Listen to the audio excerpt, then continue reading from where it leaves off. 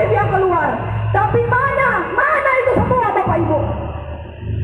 Jadi kami datang ke sini bukan untuk menuntut kami dijadikan lagi RT RW.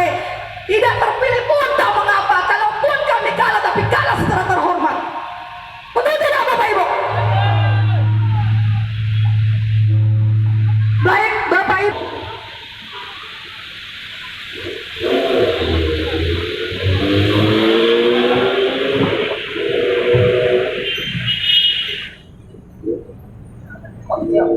Kasih banyak Pak. Ada hal yang ingin saya serang, tapi saya tawar menawar. Karena saya mantang aja pindah pasar, ada jadi biasa dan nawar-nawar. Bisa 10. Jadi ku tawar kira 15 aspirasi teman-teman ex RT RW.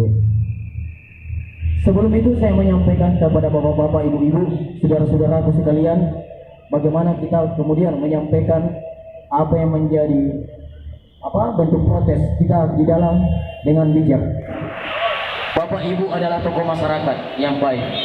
Jadi tunjukkan cara kita bersih.